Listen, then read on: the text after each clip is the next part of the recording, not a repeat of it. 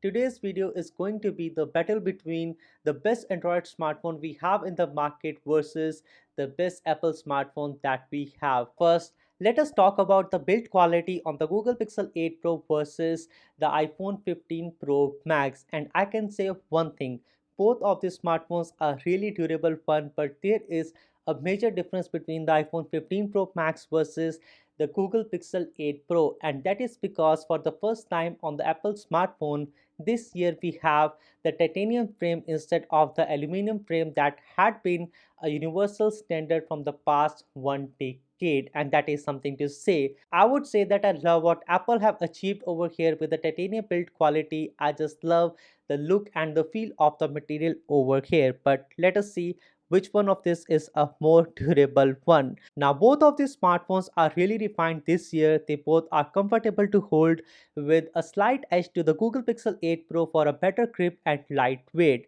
Where Google is made of all aluminum and glass design, yet again as I said before, the iPhone 15 Pro Max is made of titanium. Now in case if you do not know, Apple is not the first manufacturer company to use titanium on the smartphone. We had it with the Essential phone PH1 in the past, but Andy Rubin knew that the durability issues were there and launched the smartphone with a ceramic back. And I'm not saying the ceramic glass that Apple used that still scratches at level 6 and level 7 with scratches not too deep as last year, but the Essential phone PH1 had a ceramic back that scratches at level 10. Now what I mean to say is that there is a design flaw on the iPhone 15 Pro Max. The glass is just too easy to break, and this is not the case with the Google Pixel 8 Pro. And we have seen a lot of videos from Jerry Rig Everything and some other YouTubers that proves that the glass on the iPhone 15 Pro Max is just not as strong as what we would see with the other smartphones. Now that is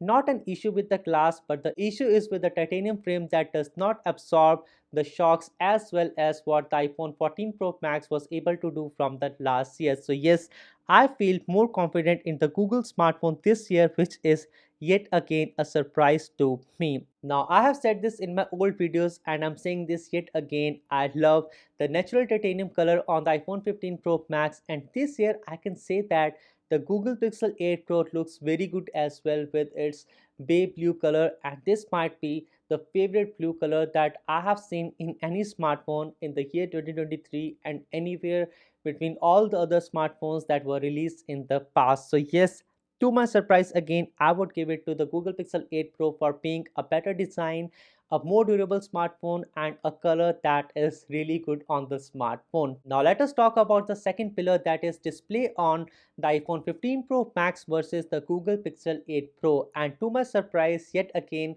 the Google Pixel 8 Pro has got a better display in comparison to what we have with the iPhone 15 Pro Max this year. And yet again, this is a surprise because not in a lot of smartphones that we have seen from Google in the past that we see a similar spec bump, and coming from the Google Pixel 7 Pro that had a good display but not as good as what we have with the Google Pixel 8 Pro is again a big surprise. And even this smartphone has surpassed all the displays that we have in the North American market, and this being the best one in the smartphone in at least the North America. So talking about the displays, I can say with confidence that the Google Pixel 8 Pro is a real winner. The Super XR display has got a peak brightness of 2400 nits on the Google Pixel 8 Pro, which is a lot more than the 2000 nits on the iPhone 15 Pro Max. And also the Google Pixel 8 Pro has got a better HDR performance, as the brightness being 1600 nits when viewing HDR content on the Google Pixel 8 Pro. The Super Retina XDR display on the iPhone is not a bad one either, but it is not as good as the one on the Google Pixel 8 Pro. Now one more thing that you notice on the Google Pixel 8 Pro is that now we have the display that is edge to edge. That means it has more symmetrical bezels, and also it supports LTPO, which means the refresh rate varies from 1 Hz to 120 Hz depending upon the applications, and the same holds for the iPhone 15 Pro Max. And the winner for the second pillar is again the Google Pixel 8 Pro. Now talking about the third pillar on the smartphone, I'm talking about the cameras. The Google Pixel 8 Pro is a better smartphone in the terms of shooting still photographs, whereas the iPhone 15 Pro Max is way better in taking videos. No matter what shot I took on the Google Pixel 8 Pro versus the iPhone 15 Pro Max, the Pixel was a clear winner.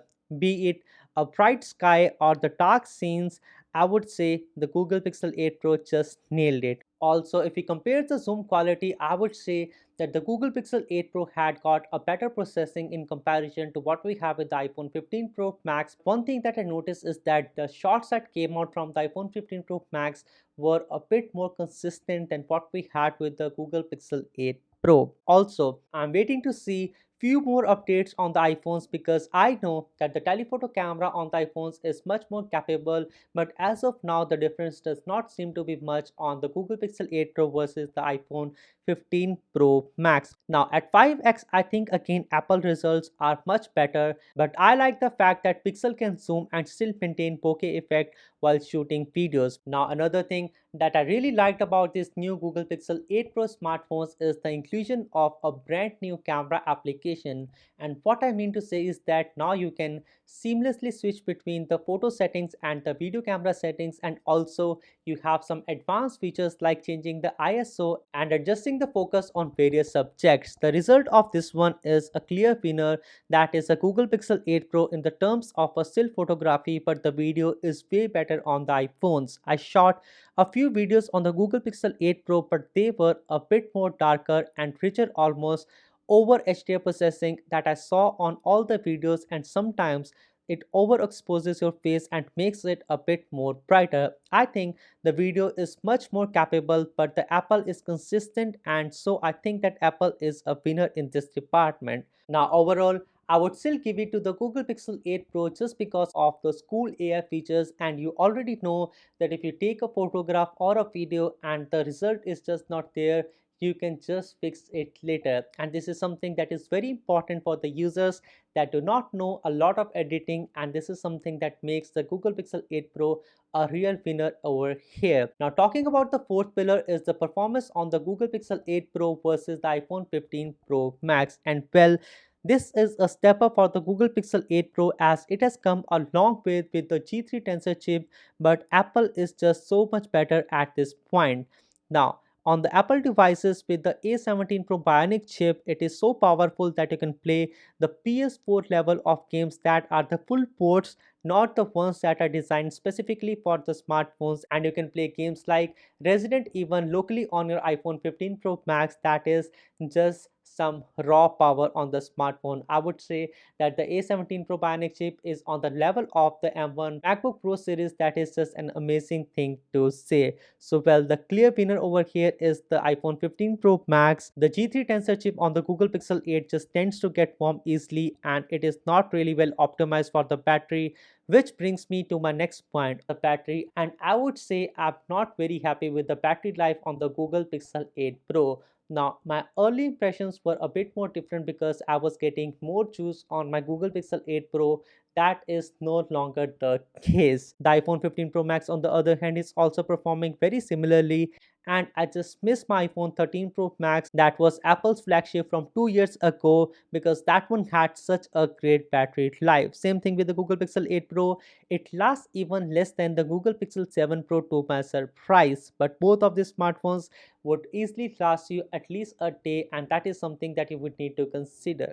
I would say that the screen on time on the Apple device was still much more, and I would still give it to the iPhone 15 Pro Max in this department for holding the battery life for a bit more longer than what we have with the Google Pixel 8 Pro. Now, over on to the sixth pillar that is very important to me at least.